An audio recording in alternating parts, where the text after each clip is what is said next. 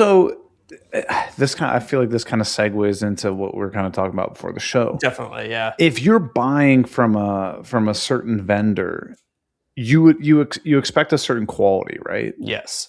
If I'm buying from a little mom and pop one person, 2-person operation, like a 3D printed product, I wouldn't think anything about. Yeah. If I'm buying from a product from Sony or Panasonic or like Craig or, Festool or Milwaukee, if you ordered like something from a big reputable brand, it showed up and it was 3D printed, you'd be like, are you shitting me? Yeah, exactly. Right? Yeah.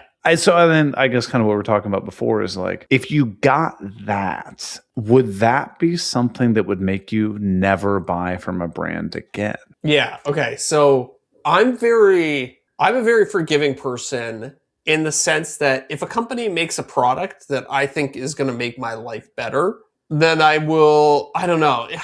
I'll give you an example. Okay. Nintendo. They have hit me with bogus copyright strikes on multiple occasions. Mm-hmm. The other night, I had my friends over, wanted to play some Mario Kart. I bought the new Mario Kart game. Sure. Because I was like, you know what? Like, even though they have made my life worse in some ways, I don't know. Like, I still want to like hang out and have a good time with my buddies. I'm not going to be like, sorry guys, I'm boycotting Nintendo because they copyright struck some of my videos in a bogus way. Okay. Yeah. I hear you.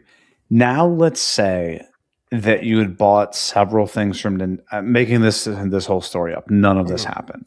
You bought the new Nintendo. Mm-hmm. It showed up. It was broken. It was busted. So you reached out to them. They told you to pound sand. Yes. Obviously that you could return it and stuff. But for the sake of the story, but for the sake of the argument, I get where you're going with this. Like really egregious. Yeah. An egregious thing that really, really upsets you. Would that be enough for you to say, I'm never buying a Nintendo product again?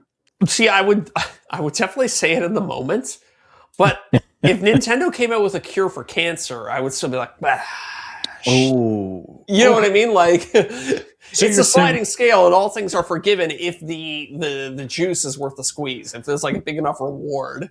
They're going to screw you with the broken system, but you know what? They're going to release that new Zelda in 6 months and yeah, get me back again. Yeah.